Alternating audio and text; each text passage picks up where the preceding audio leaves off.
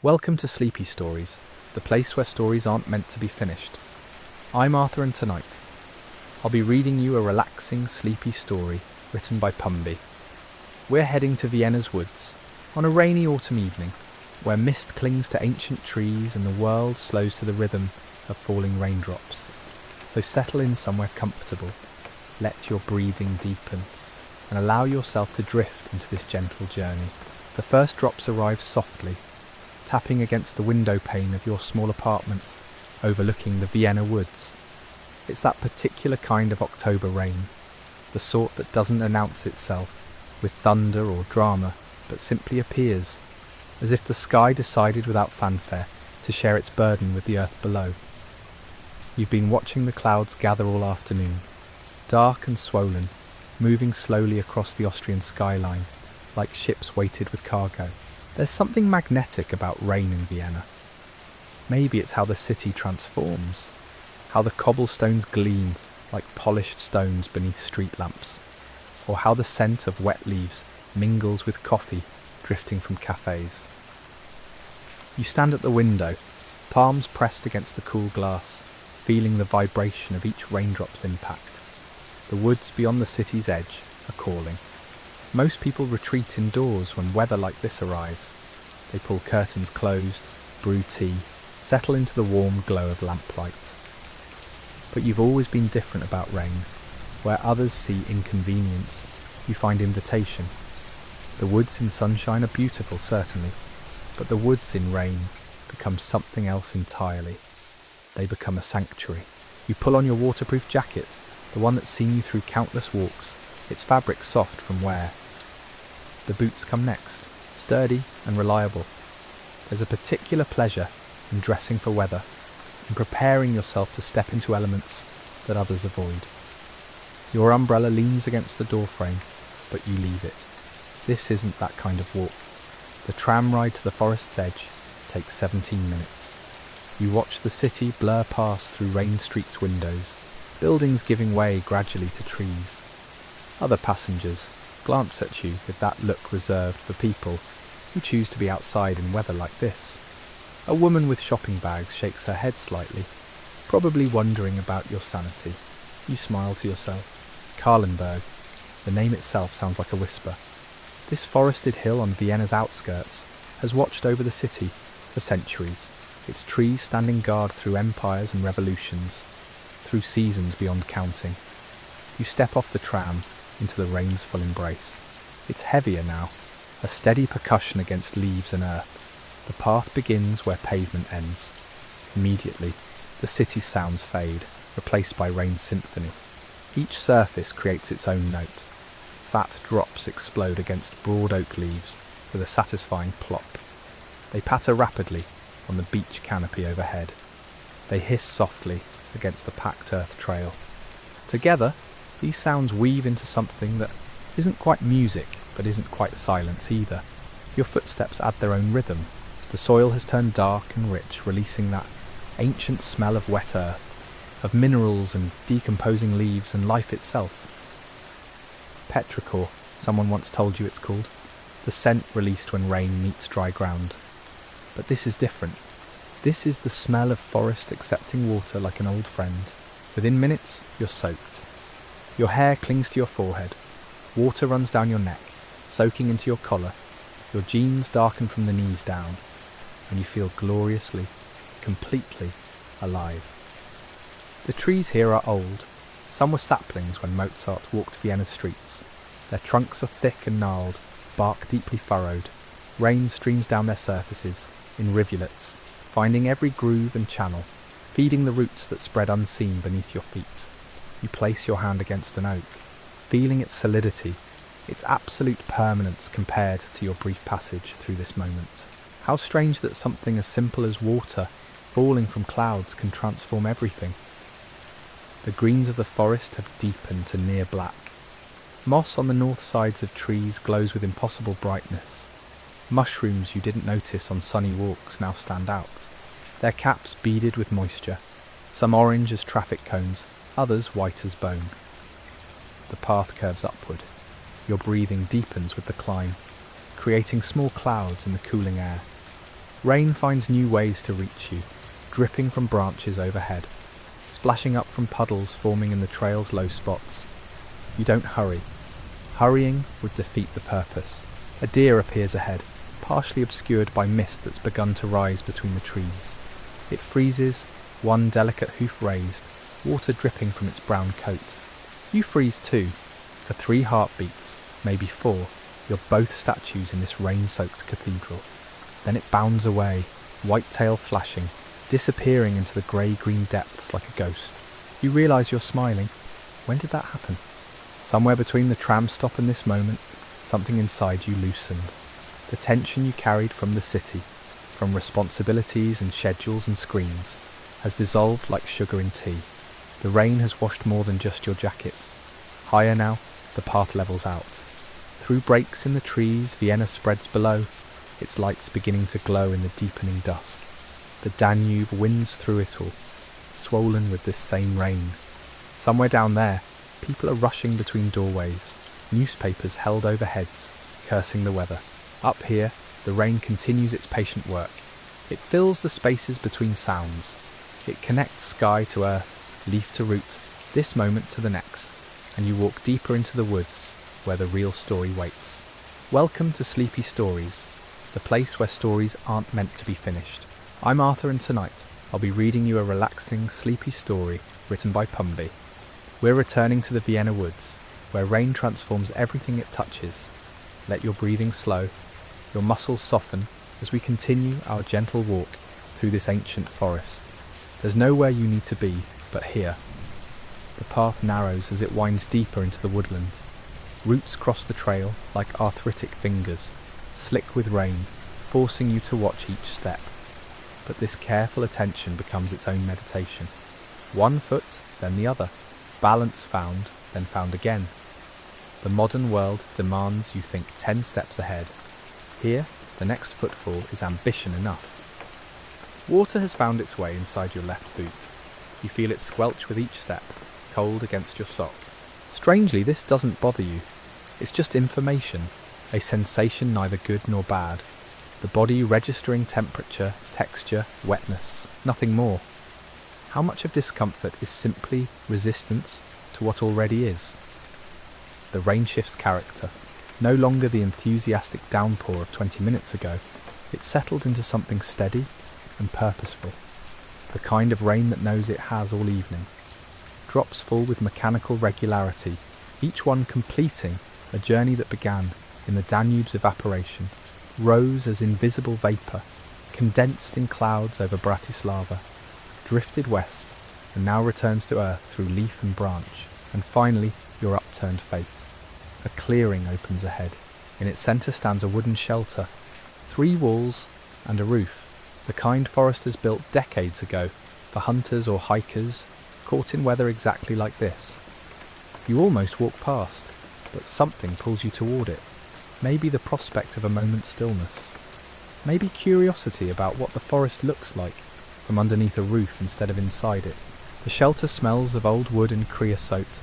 Someone has left a small stack of logs in the corner, bone dry despite the weather.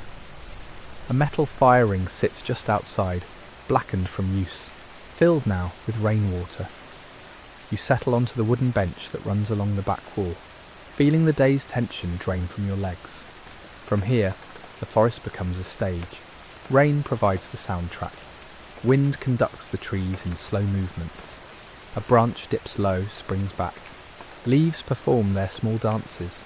Everything moves except the trunks. Those vertical certainties that divide the space into infinite variations of grey and green and shadow. Time does something peculiar in moments like these. Minutes stretch. Or maybe they compress. You genuinely can't tell if you've been sitting here for 5 minutes or 50.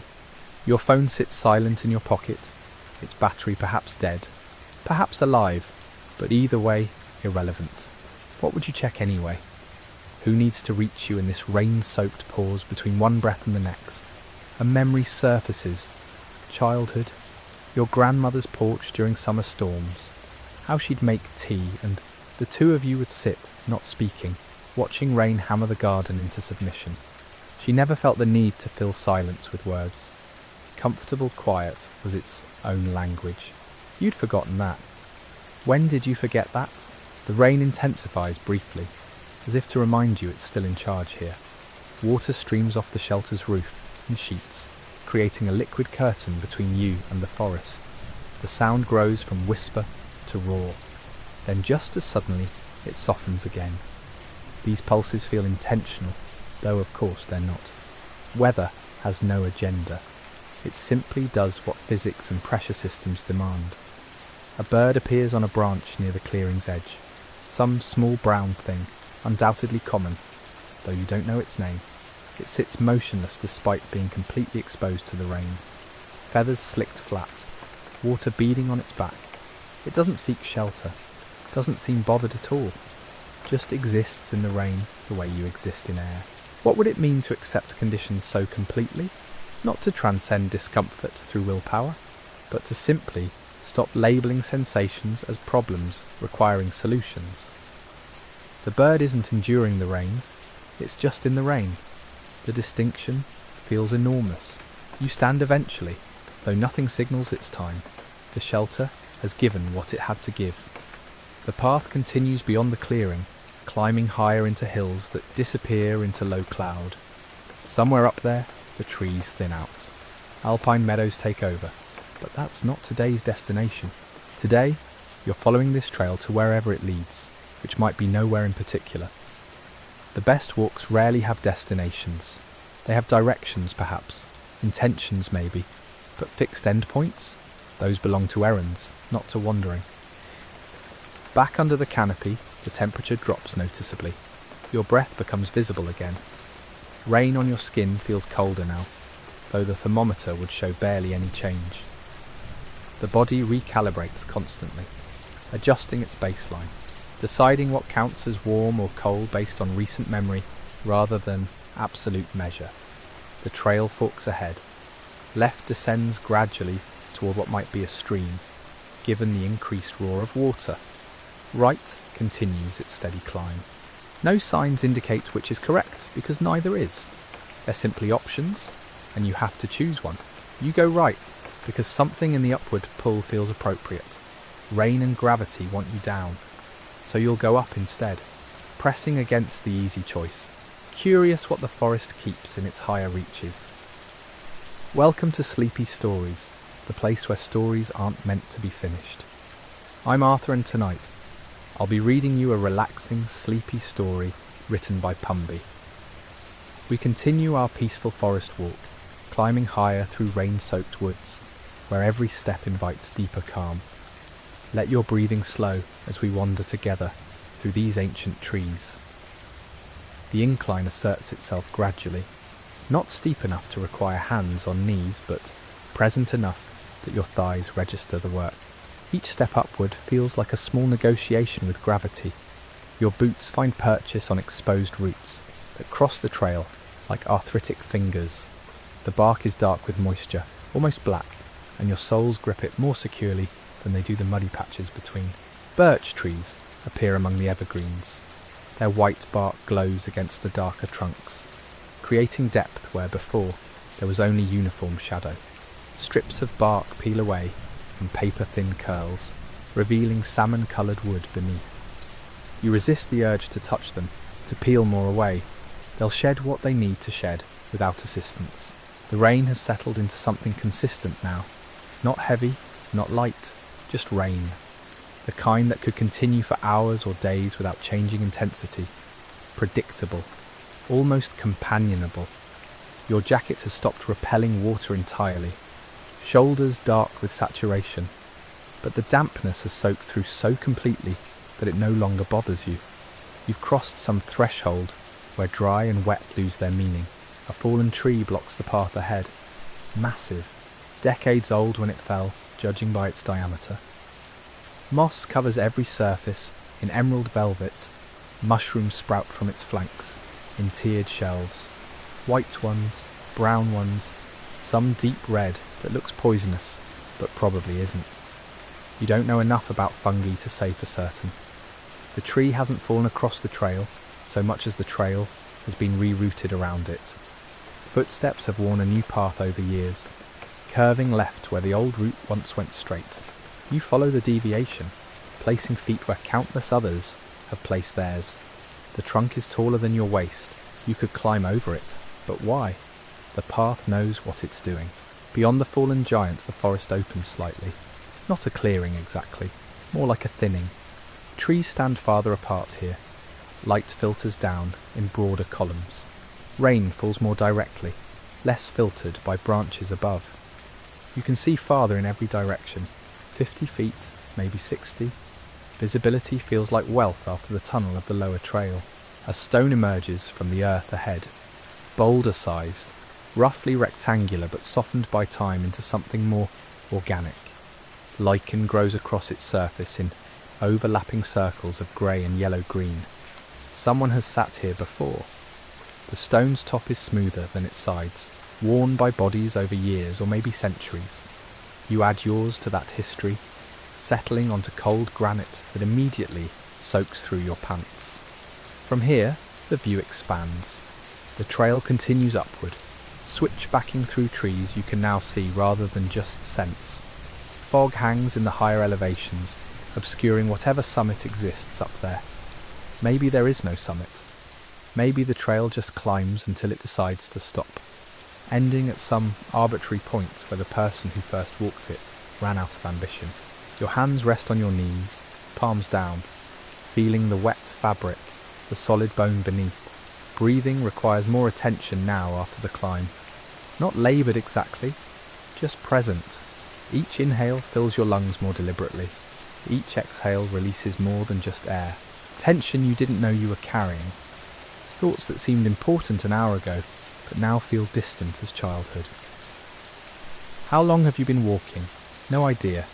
Time has become unreliable, measured only in steps and breaths rather than minutes. Your watch is buried under jacket and sleeve, and checking it feels like it would break something.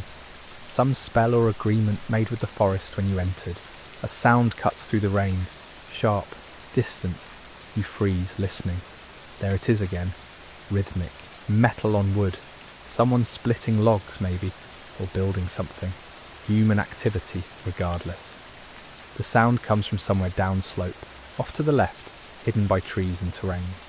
You can't see whoever is making it, and they can't see you, but their presence is oddly comforting. You're alone out here, but not alone. The distinction matters. The rain shifts, still falling, but lighter now. Individual drops become distinguishable again, rather than being part of an undifferentiated pour. Clouds above show variation for the first time today. Darker patches, lighter ones. Maybe the weather is thinking about change, or maybe you're just imagining patterns where none exist, the way humans always do, desperate to predict and control what remains fundamentally beyond control. You stand. The stone releases you without ceremony. Your legs feel solid despite the climb. Good. Strong. The trail continues upward, and so do you, because stopping here would feel premature. There's more forest ahead, more rain, more silence punctuated by small sounds that mean nothing and everything. The switchback turns sharply right, then left again 20 paces later. The path is working hard now, negotiating the steepening slope through compromise rather than direct assault. Smart. Whoever designed this route understood that the fastest way up isn't always straight. Sometimes you have to agree to go sideways, to trade directness for sustainability. Trees press closer again as you climb. The brief openness below is forgotten. Trunks surround you. The world contracts to 10 feet in every direction. Rain, bark, stone, breath, nothing else. Welcome to Sleepy Stories, the place where stories aren't meant to be finished. I'm Arthur, and tonight I'll be reading you a relaxing, sleepy story written by Pumby. We continue our quiet journey through a misty forest, where each step forward becomes an act of meditation.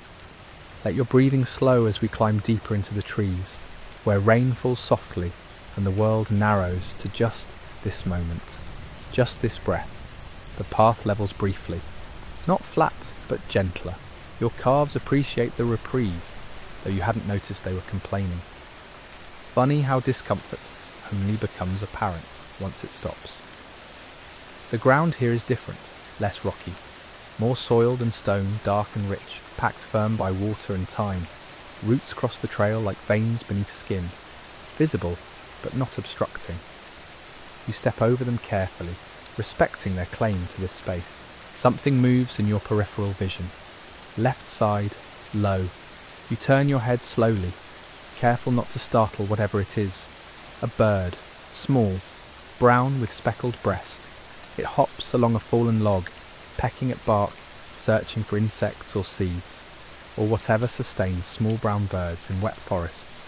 It notices you, freezes, one eye fixed in your direction, black and alert. Neither of you moves. The moment stretches. Then the bird decides you're uninteresting and returns to its pecking. You've been evaluated and dismissed, strangely satisfying. The rain has definitely lightened, not stopping, but no longer committed to soaking everything with aggressive enthusiasm.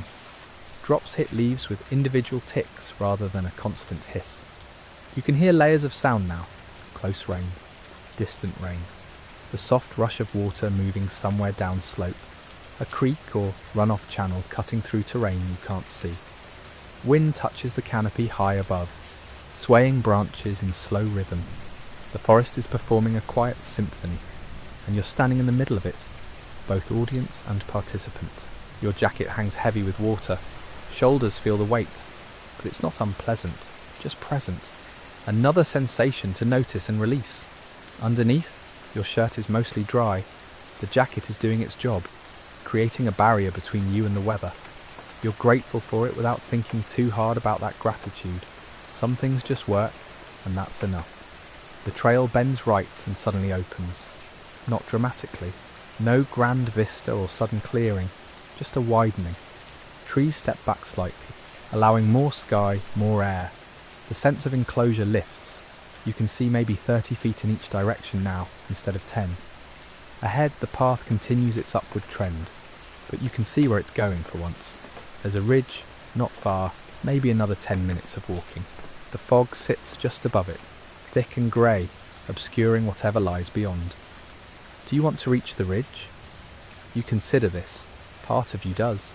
The part that likes completion, that wants to arrive somewhere definable. But another part is content right here, in the middle of things, with no destination required. Both parts can be true simultaneously. You keep walking because walking feels right, not because the ridge demands reaching. A cairn appears trailside, small, 4 stones stacked carefully, balanced despite irregular shapes. Someone was here before. They took time to stack these rocks, to create this small marker that serves no practical purpose, but exists anyway. You could add a stone, continue the tradition, but you don't. The cairn is complete as it is. Adding more would be about you, not about the cairn. You walk past, leaving it undisturbed. Oh, the temperature has dropped, subtle but noticeable, breath clouds slightly when you exhale, visible for just a moment before dispersing. Higher elevation maybe, or the day moving toward evening. Time remains slippery. Your stomach offers no opinions about meals. Your body has entered a different mode, running on something other than schedules and routines. It's unsettling and peaceful in equal measure. Moss covers everything here, not just rocks and logs, but the ground itself in patches soft and impossibly green against the grey-brown forest floor. You kneel, ignoring the wet ground, and touch one patch. It yields under your fingertips, springy and alive. Water beads on its surface, held by tiny structures, too small to see, but effective nonetheless. This moss has strategies, systems. It survives here through adaptation, asking nothing from the forest except to be left alone to do what moss does. You understand the impulse. Standing requires effort, not because you're tired, but because kneeling felt good. Low to the ground, stable, but the trail continues, and so do you, knees damp now, adding to the general wetness that's become your default state. Dry feels like a concept from another life, some distant past where you wore different clothes and had different concerns. The switchback tightens, steeper now, The trail is committed to reaching that ridge, and subtlety is being abandoned in favour of directness. Your breathing deepens, legs push harder.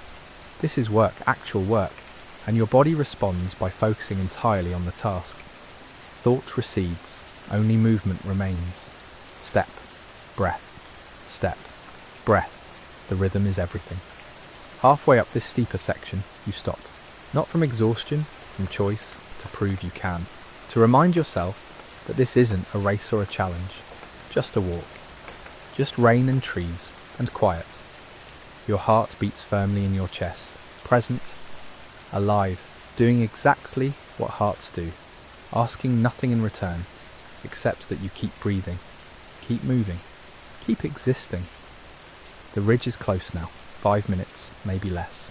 And beyond it, more forest probably, more trail, more rain, more of this exact thing that requires nothing and offers everything. You smile without meaning to, surprising yourself with the expression. Then you take another step, and another, moving toward whatever comes next. Welcome to Sleepy Stories, the place where stories aren't meant to be finished. I'm Arthur, and tonight I'll be reading you a relaxing, sleepy story written by Pumby. This is a story about walking through rain-soaked wilderness, where thoughts dissolve into mist and the only requirement is your next breath. Let yourself settle in. There's nowhere to be except right here. The ridge arrives without ceremony, no grand reveal, no sweeping vista that justifies the climb. Just a flattening of ground, a widening of sky, and the realization that you've reached what passes for a destination. Trees thin slightly, not absent, just less dense, allowing more grey light to filter through. The view, such as it is, shows more trees, ridges beyond this one, valleys filled with fog that obscures whatever lies beneath. It's beautiful in a way that requires no performance. The land simply exists, doing what land does, indifferent to whether anyone witnesses it. You sit on a flat rock that's probably meant for this purpose. Or maybe you're projecting intention onto geology. Either way, it holds your weight without complaint. Rain continues its soft percussion. You've stopped noticing it as weather and started experiencing it as atmosphere, condition, context, the way things are here, in this place, at this moment. Your hands rest on your knees, fingers loose, not gripping, not holding, just there. Breathing has slowed to something deep and automatic. Your body knows what to do without instruction. It always has. You just forgot to trust it. A bird calls, different from earlier ones. Lower pitch, longer intervals between notes.